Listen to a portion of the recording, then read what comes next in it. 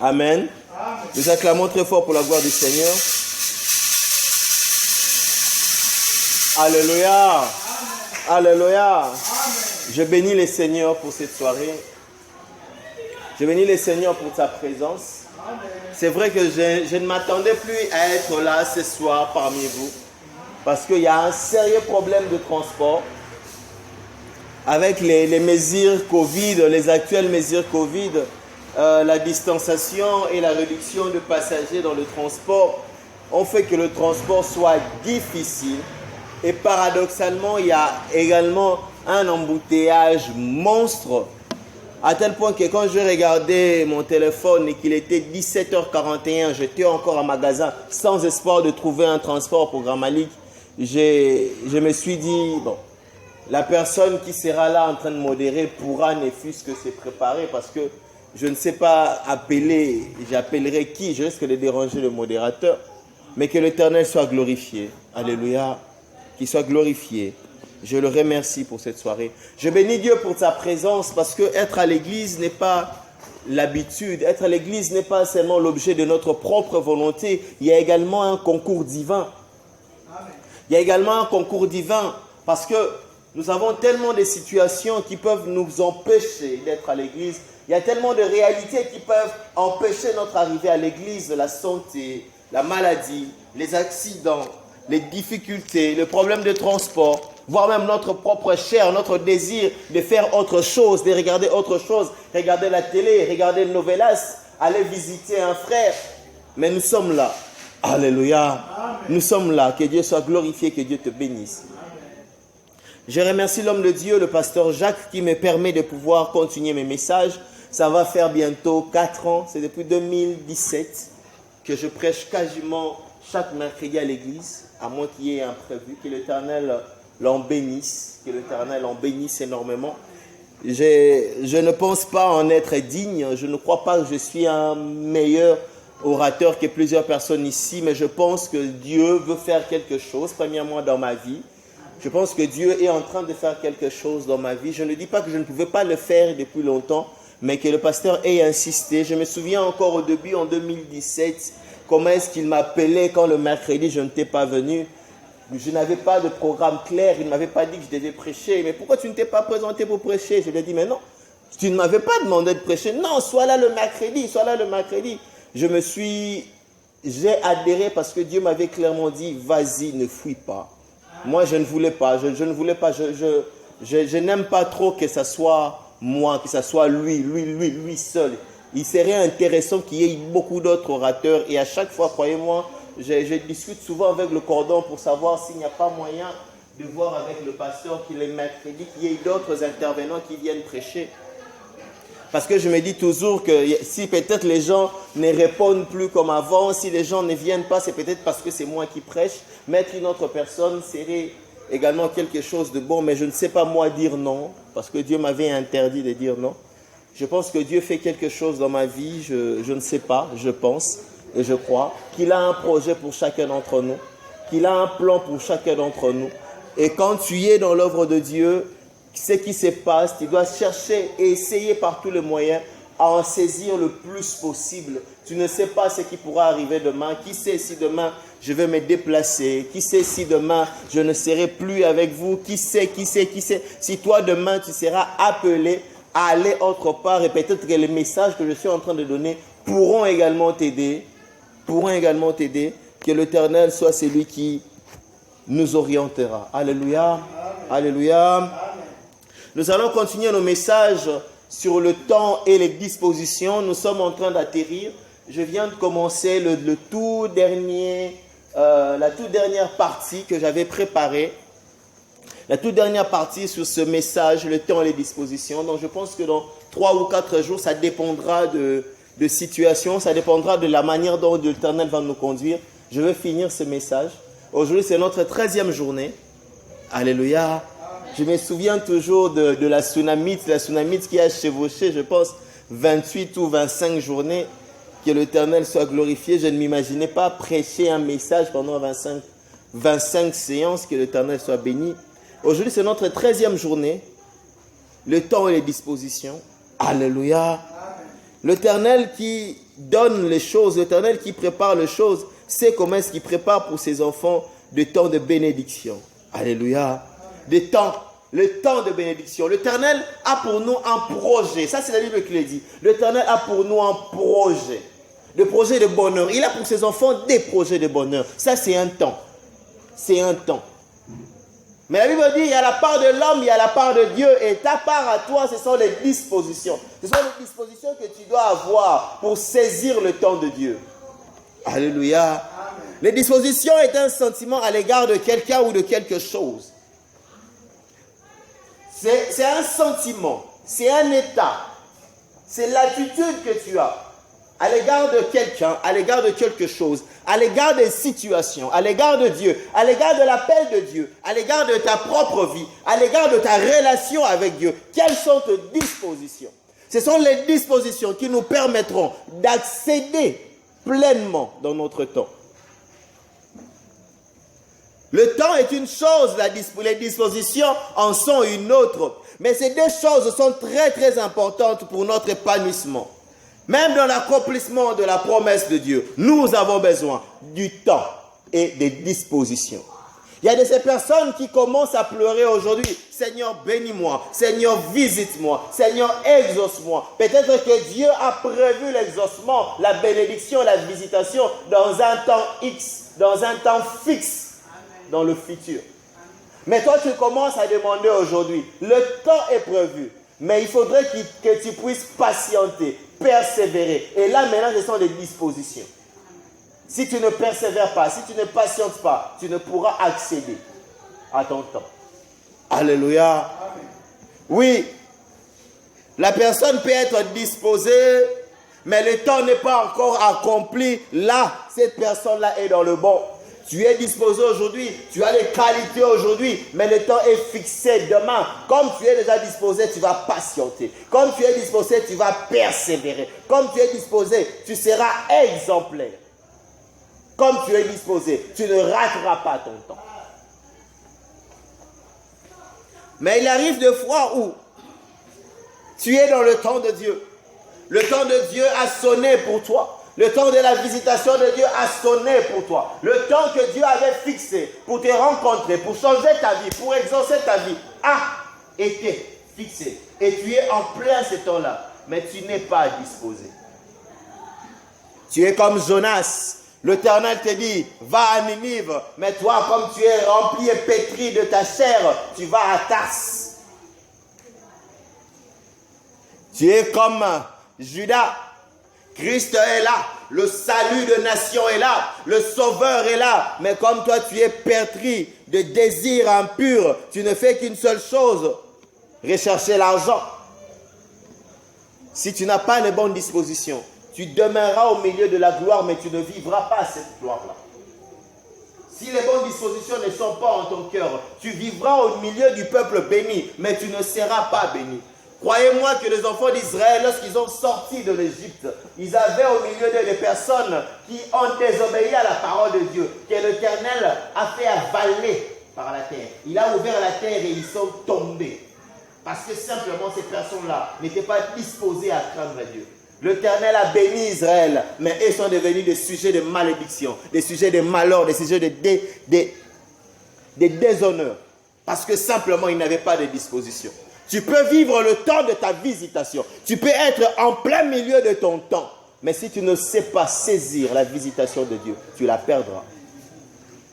Alléluia. Amen. Et il y a également d'autres personnes qui sont sorties de leur visitation. Ils avaient bien commencé, ils vivaient le temps de Dieu. Oui, ils étaient en plein temps de Dieu. Ils étaient en plein moment de la visitation. Ils étaient là, dans la joie, dans l'abondance, dans la paix. Mais à cause d'un péché, à cause d'un crime, à cause de la distraction, à cause du monde, ils sont sortis. Adam était dans le jardin d'Éden. L'Éternel avait fait le jardin d'Éden pour Adam. C'était pour lui. Il était dans le jardin d'Éden. Il avait la paix, il avait la joie, il avait tout ce qu'il pouvait avoir. Il pouvait manger à sa faim. Il y avait tout dans le jardin. Mais parce que Adam a été désobéissant, La Bible dit, faisons-les sortir. Et quand on l'a fait sortir, l'Éternel a mis des anges devant l'entrée pour que Adam ne rentre plus. L'Éternel a fait disparaître le jardin pour que Adam ne rentre plus. L'Éternel a scellé l'entrée du jardin pour que Adam ne rentre plus. Adam ne savait même plus retrouver le lieu où il avait passé sa vie. Adam ne savait même plus retrouver son lieu de repos. Pourquoi? Parce qu'il n'avait pas en lui les bonnes dispositions, l'obéissance. Combien sont ces personnes qui sont sorties de leur héritage parce que simplement ils n'avaient pas les bonnes dispositions? Combien sont ces personnes qui ont raté leur héritage parce que simplement ils n'avaient pas les bonnes dispositions? Mon frère, ma soeur, laisse-moi te dire que le temps de Dieu est fixé certainement, que la main de Dieu te sera adressée assurément. Mais si tu n'as pas les bonnes dispositions, tu rateras la visitation de Dieu. Tu rateras la visitation de Dieu. C'était un petit rappel de notre premier message. Le temps est à nuancer. Le temps de Dieu est à nuancer. Le temps à Dieu est palliatif. Le temps de la visitation, le temps de la bénédiction est palliatif. Ce n'est pas le tout qui se passe à la fois. Tant que tu vis, même si tu as déjà reçu ta bénédiction, il y a encore un temps où Dieu doit avoir les dispositions en toi. Même si tu es assis sur le trône, il y a encore un temps où Dieu doit voir les dispositions sur toi. Le temps de Dieu, c'est pendant toute ta vie. Il y a le temps de l'appel ou le temps de l'annonce. Il y a le temps du parcours ou de la formation. Il y a le temps de l'accomplissement. Et il y a le temps de l'épreuve dans l'accomplissement.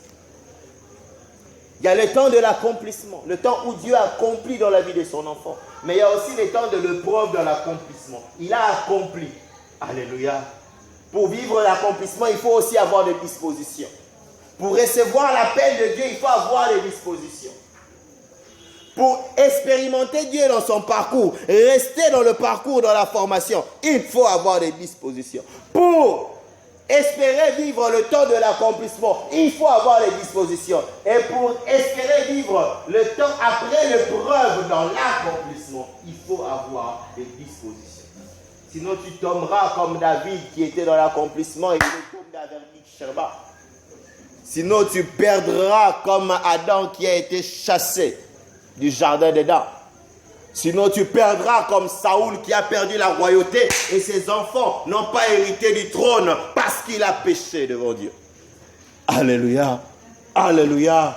Il y a des ratés que nous pouvons faire. C'est toi qui rates, mais c'est toute ta descendance qui en pâtit.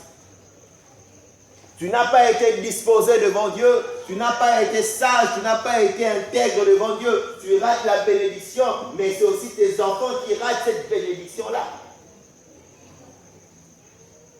Combien sont ces enfants qui n'ont pas pu étudier parce que papa est mort et maman est morte du sida?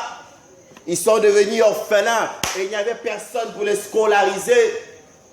Chacun membre de la famille s'occupait de ses propres enfants. Ils sont devenus malheureux parce que papa et maman étaient morts trop tôt à cause du sida. Pourquoi? Parce qu'un d'entre eux n'a pas su être fidèle. Il y a de ces choses qui nous suivent partout. Nous allons parler du temps de l'appel ou de l'annonce. Alléluia. Le temps de l'appel ou de l'annonce.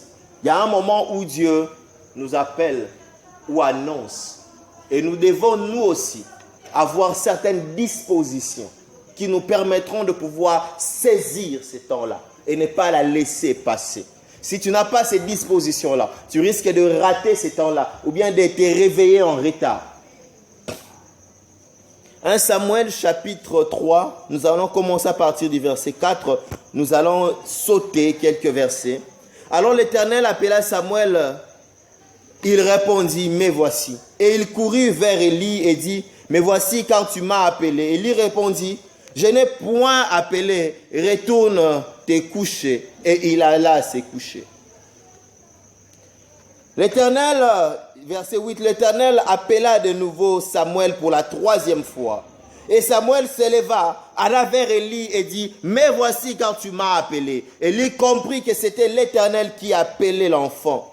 Et il dit à Samuel, va, couche-toi. Et si l'on t'appelle, tu diras, parle l'Éternel, car ton serviteur écoute. Et Samuel alla se coucher à sa place. L'Éternel vint et se présenta. Il appela comme les autres fois Samuel, Samuel. Et Samuel répondit, parle car ton serviteur écoute. Alléluia, alléluia, alléluia. Le temps de l'appel ou de l'annonce. Dieu a préféré appeler un petit enfant. Et quand Dieu l'a appelé, Dieu ne s'est pas manifesté à lui d'une autre manière qui est de façon audible. Il n'a pas vu quelque chose comme la lumière. Il n'a pas vu le buisson ardent comme Moïse. Il n'a pas vu l'ange de l'Éternel comme Gédéon ou Abraham. Il n'a pas vu en vision une échelle et des anges qui montaient et descendaient comme Jacob. Il a juste entendu la voix. Alléluia. Alléluia. Dieu a diverses manières d'agir, mais c'est Dieu qui agit. Il a juste entendu la voix. Il était en train de dormir et il a entendu cette voix-là. Il s'est levé vite. Il a couru vers Élie. Oui, mon Seigneur, tu m'as appelé. Samuel, comme vous le savez, est le fils de Anne. Anne qui était stérile, qui n'avait pas d'enfant et qui s'est destinée de mettre Dieu à l'épreuve pour avoir un fils, un enfant. Elle est allée prier au temple et en priant au temple, s'est présenté le sacrificateur Élie. Le sacrificateur Élie, cette fois-là, a agi comme un prophète de la Bible. Il a donné un message à Anne pour lui dire que tu auras un enfant. Et Anne a pris cet enfant-là, selon la parole d'Élie, et a pris son fils Samuel et l'a apporté au temple. Il n'avait pas abandonné son enfant parce que chaque fois, elle cousait des habits pour apporter cela à son fils. Mais elle savait qu'elle n'avait plus de droit sur son fils. Et le fils a grandi dans le temple de l'Éternel. Lui qui n'était pas lévite, lui qui n'était pas censé faire le sacerdoce, est devenu un sacrificateur. Alléluia. Et c'est par lui, Samuel, que l'Éternel a institué les écoles des fils de prophètes. Qu'il y a eu de prophètes en masse, en légion en Israël, par lui. Et quand Dieu l'appelle, cet enfant qui a une mission grande, extraordinaire, une mission que personne n'a fait avant lui. Il devait exercer les sacerdoces en n'étant pas lévite. Alléluia. Mais quand Dieu l'appelle, Dieu ne se manifeste pas autrement que par façon audible. Juste par la voix. Samuel ne voit rien. Et cette voix-là qu'il appelle était tellement autoritaire qu'il s'est dit, la personne qui peut me parler avec cette autorité ne peut être que le sacrificateur d'Élie. Il va vers Élie. 3 fois. Moi, la première fois, je serais parti. La deuxième fois, je me serais endormi. Alléluia.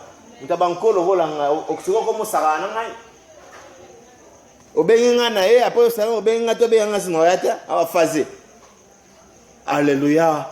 Alléluia. La sensibilité. La sensibilité est quelque chose de très important dans l'appel. Être sensible et savoir directement se saisir qu'il y a quelque chose d'important qui se passe. Alléluia. Alléluia. Tu ne sais pas expérimenter Dieu. Tu ne sais pas vivre le temps de l'appel de Dieu, le temps de la visitation de Dieu, si tu n'es pas sensible. Combien sont ces personnes, quand ils dorment tellement profondément que même si on l'appelle, il ne pourra pas se réveiller. Combien sont ces personnes, quand ils dorment, ils sont partis. Même quand on vient le chercher, il ne pourra pas se réveiller. Combien sont ces personnes, quand il fait autre chose et qu'il sent dans son cœur le désir d'aller prier, le désir de toucher l'œuvre de Dieu. Il s'est dit, et si la nani? Parce qu'il est en train de regarder la télé, film, et si la nani? Parce qu'il est en train de commettre le péché. Que je finisse d'abord, je demanderai pardon après. La sensibilité. Mon frère, ma soeur, tu ne sais pas visiter Dieu si tu n'es pas sensible. Je vais ajouter un autre point sur celui-ci. La flexibilité.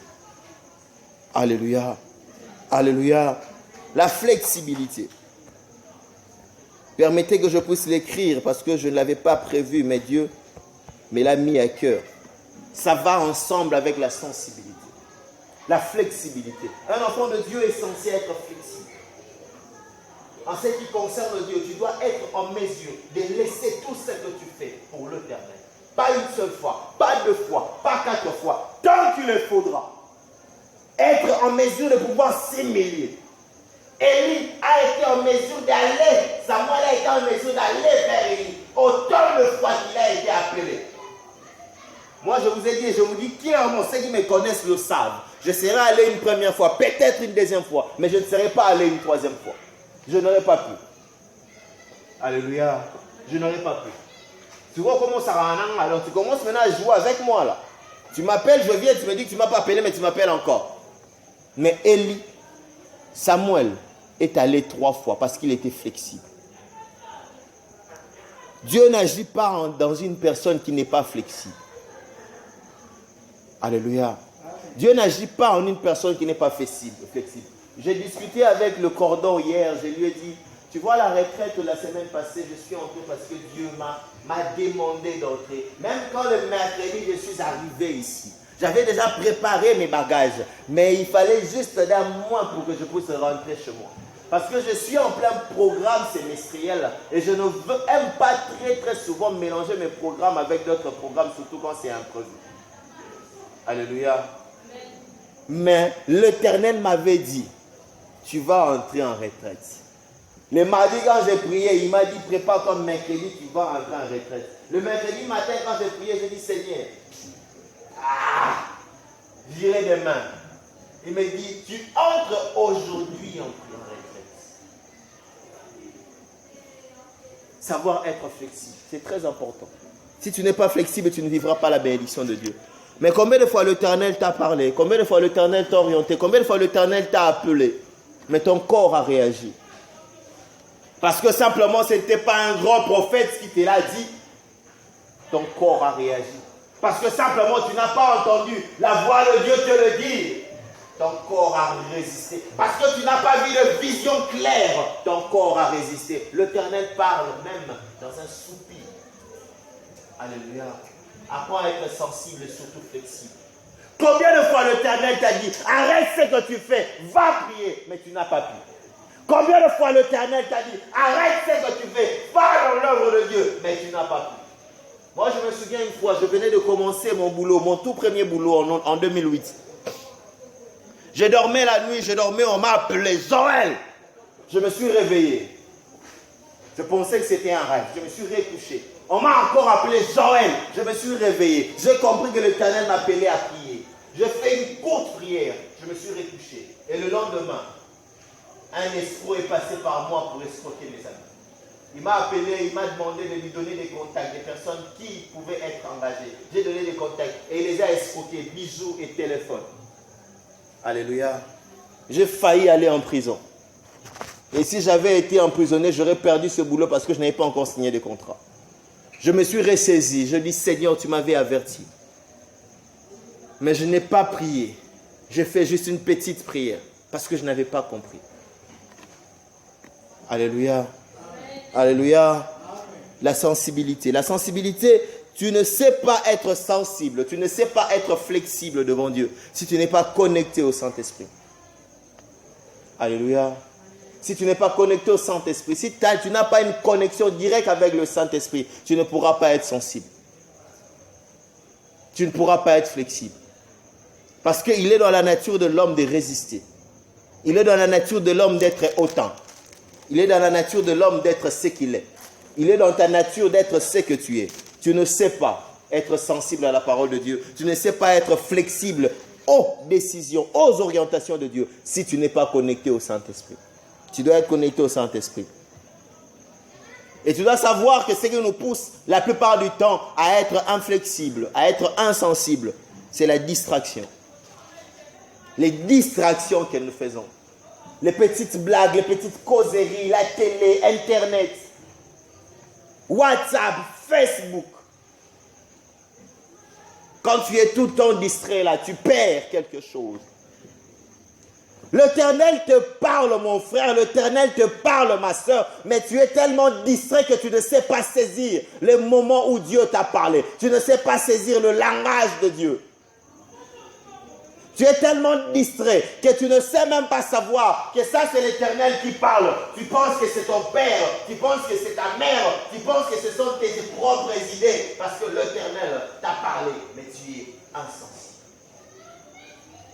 Samuel n'a pas pu savoir que c'était Dieu qui lui parlait. Parce qu'en ce moment-là, il n'était pas connecté pleinement au Saint-Esprit. Il entendait, mais ça ne vibrait pas dans son cœur. La Bible dit, je connais mes brebis et mes brebis me connaissent. Ils reconnaissent la voix de son maître, de leur maître. Un brebis reconnaître la voix de son maître. Alléluia. Alléluia. La voix était adressée à Samuel, mais Élie étant connecté avait compris que c'était l'Éternel. Parce que Samuel n'était pas sensible. Tu peux avoir une grande destinée, mais si tu n'es pas sensible, tu risques de rater le moment de ta visitation. Tu peux avoir un grand appel, un grand chemin avec Dieu. Dieu peut préparer un grand travail avec toi. Mais si tu n'es pas connecté au Saint-Esprit, tu risques de rater le moment de ta visitation. Et ils sont pleins des personnes qui n'ont pas compris le langage de Dieu dans leur vie. Dieu n'apparaît pas toujours dans les grandes choses, mon frère, ma soeur. Il n'apparaît pas toujours dans les grandes choses, dans les choses qui impressionnent. Et si tu n'es pas sensible, tu perds. Pour accroître sa sensibilité et sa flexibilité, tu dois être connecté au Saint-Esprit, mais surtout être disposé. Disposé à l'œuvre de Dieu. Alléluia. Alléluia. Être disposé à l'œuvre de Dieu. Être disposé pour l'œuvre de Dieu. Être disposé pour Dieu. Être disposé à tout laisser pour Dieu. Tu dois te donner cette discipline-là. Que quand il est temps, j'arrête. Quand il est temps, j'arrête. Même si c'est pour 10 000, même si c'est pour 20 000, même si c'est pour 30 000 que tu dois recevoir, quand il est temps, tu arrêtes. Tu dois te créer toi-même cette discipline-là. Tu dois nourrir ton corps. Tu dois affamer ton corps et nourrir ton esprit en créant une discipline qui te rend disponible pour l'œuvre de Dieu. Et c'est ce qui a sauvé Samuel. Il n'a pas été sensible à écouter la voix de Dieu, à discerner, la voix de Dieu. Il n'a pas été sensible pour discerner que ça c'est Dieu. Mais il a été flexible pour se lever à 3 reprises et aller vers ça. Élie. Parce qu'il savait que quand Élie l'appelle, c'est pour l'envoyer. Il était disposé pour l'œuvre de Dieu. Alléluia. Il était disposé pour l'œuvre de Dieu. Il est allé à 3 reprises. Et crois-moi, beaucoup de personnes ne seraient pas rentrées 3 fois. Il allait parce qu'il pensait qu'Élie allait l'envoyer. Élie allait l'envoyer faire quelque chose. Et il était là pour ça. Il était au temple pour ça, pour servir. Je viens de te dire, tu es au temple pour servir. Tu es devenu chrétien pour être serviteur, servante des autres. Sois disposé pour les autres.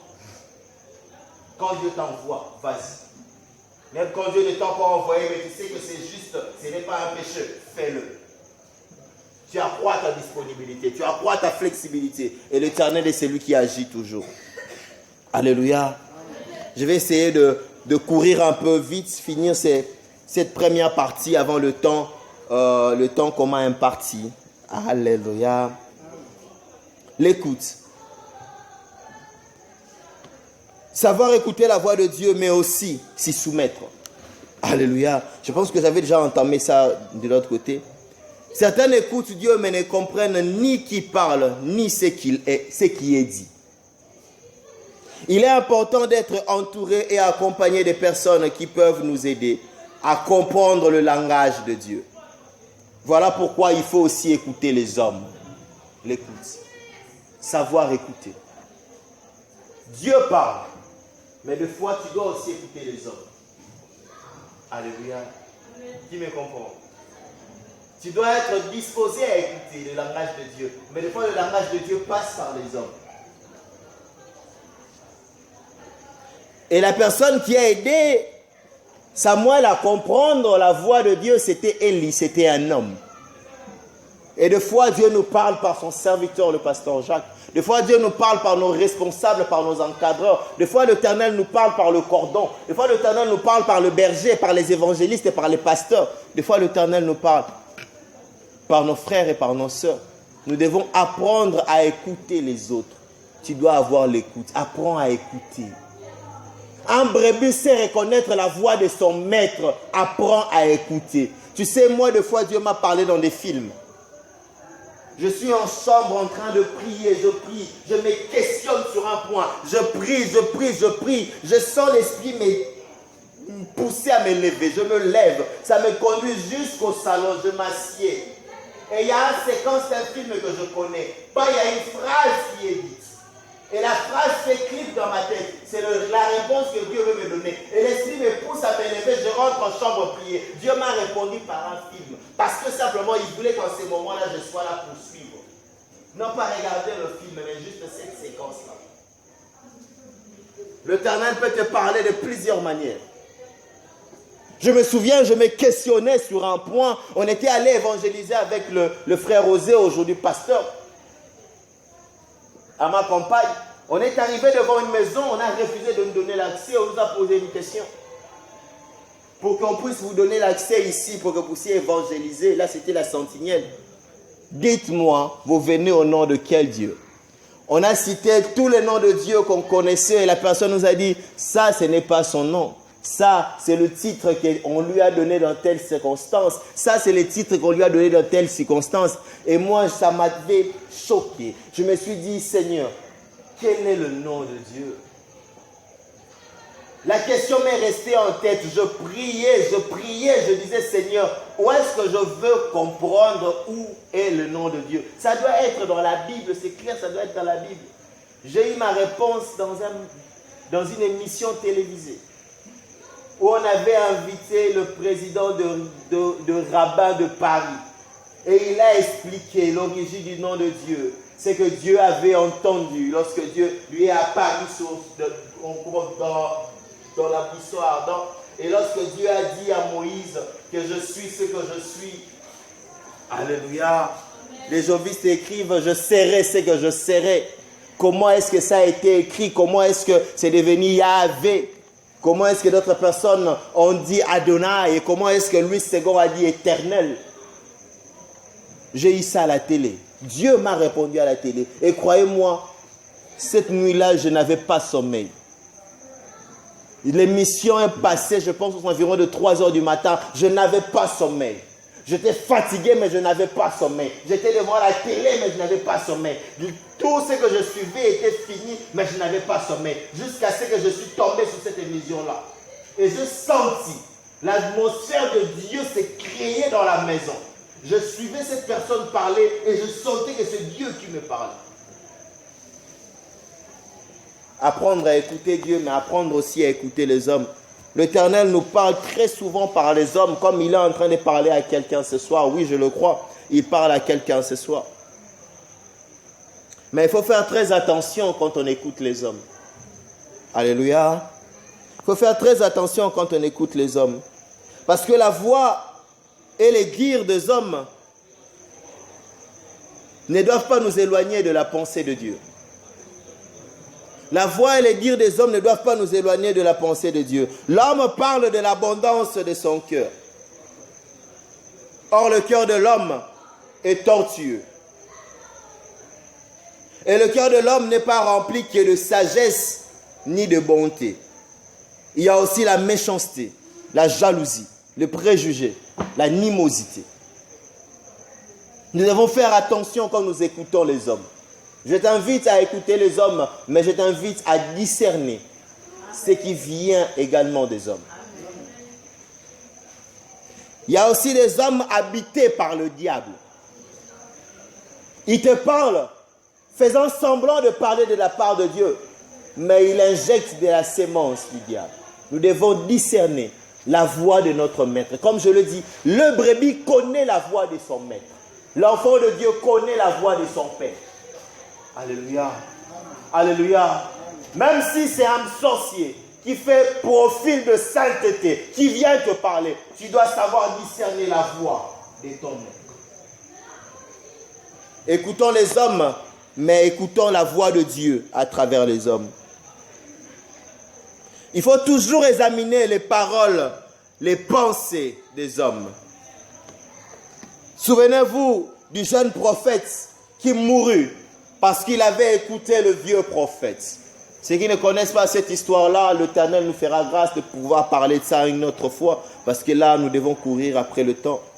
Souvenez-vous du jeune prophète qui a été désorienté par la voix du vieux prophète. Les hommes de Dieu ne parlent pas que de Dieu. Des fois, ils parlent aussi de leur chair. Des fois, ils parlent aussi par le diable. Des fois, ils parlent aussi à cause de leur ventre. Des fois, ils parlent aussi parce que leurs poches sont vides. Alléluia. Alléluia. Souvenez-vous de la femme qui était animée par l'esprit de Python, qui suivait Paul et criait, ceux-ci sont les serviteurs du Dieu vivant, écoutez-le, écoutez-le. Mais c'était un esprit démoniaque qui l'a tourmenté. Paul s'est retourné, a chassé les démons, elle est devenue libre. Ce n'est pas parce que cette personne-là parle de la part de Dieu, ce n'est pas parce que cette personne-là a prophétisé 2 ou 3 fois, ça s'est accompli, que tout ce qu'il dira viendra forcément de Dieu. Apprends à discerner. De peur que tu ne puisses rater le temps de ta visitation parce que simplement tu as été trop crédule. Apprends à discerner. Mais sans l'écoute, tu ne pourras pas vivre la visitation de Dieu. 4e et dernier point. Avoir confiance au choix de Dieu.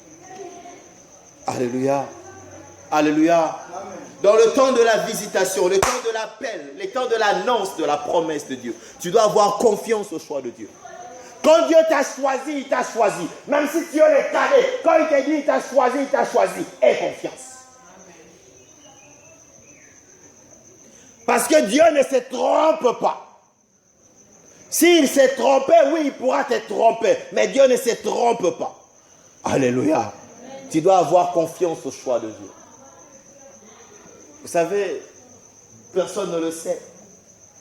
En 2019, pendant qu'on organisait nos activités ici, les Passolalola, il y a eu une activité où je n'ai pas pu trouver d'homme de Dieu pour animer la prière de scellement, la prière d'autorité que l'on faisait après que le choral ait chanté. Je m'étais décidé à le faire seul. Après la prière, il y a une sœur que j'invitais souvent qui m'a dit, quand tu priais, je vis ça, je vis ça, je vis ça. Mais Dieu m'a dit, alléluia. Et ce qu'elle m'annonçait me faisait comprendre que le temps que j'attendais était encore loin.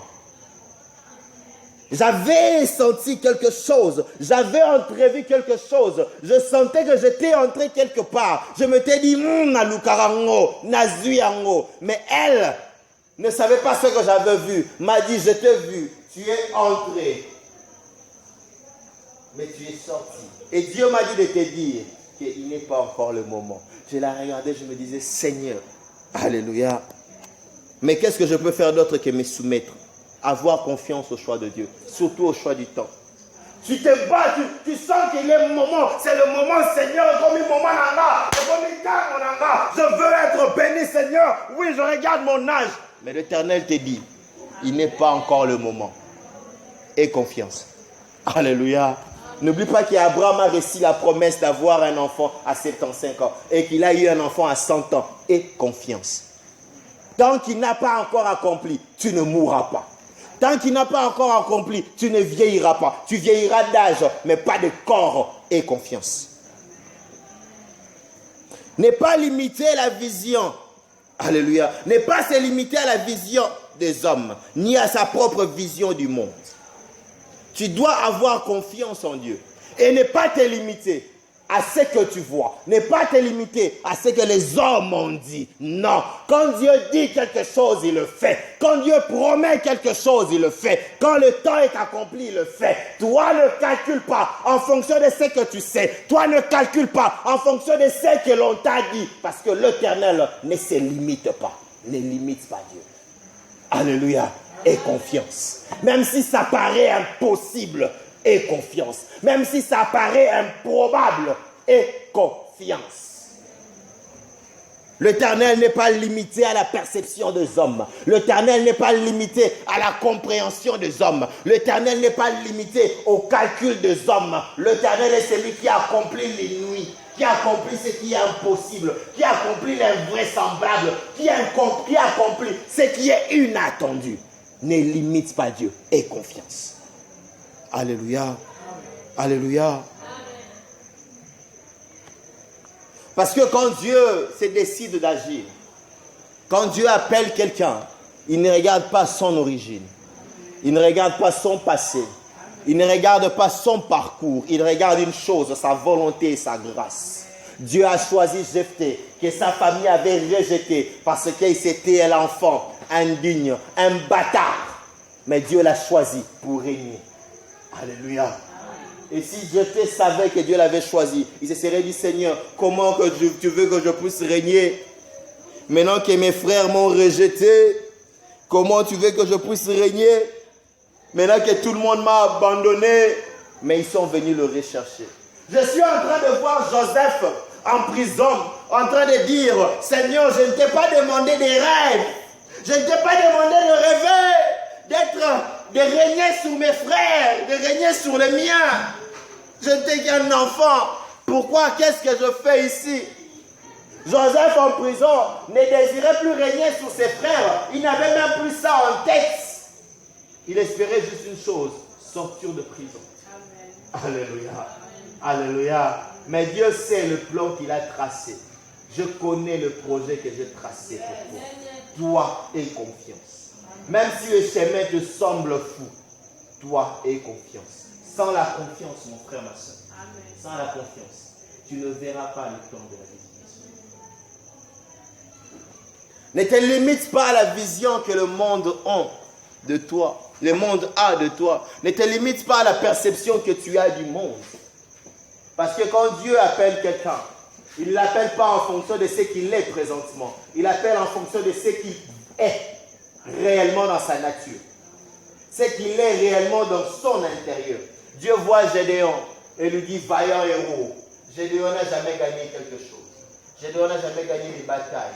Gédéon n'est même pas connu dans Israël. Mais Dieu lui dit, vaillant héros. Parce que Dieu savait ce qu'il avait mis dans Gédéon. Alléluia. Et confiance. Toi qui es là ce soir, tu dois savoir que Dieu sait ce qu'il a mis en toi. Il sait mieux que quiconque ce qu'il a mis en toi. C'est que même si le monde te méprise, même si le monde te dénigre, lui sait ce qu'il a mis en toi. Alléluia. Lui sait ce qu'il a mis dans ta vie. L'Éternel sait ce qu'il a posé en toi. Et confiance. Garde confiance en Dieu, mon frère, ma soeur. Je t'invite ce soir à garder confiance en Dieu.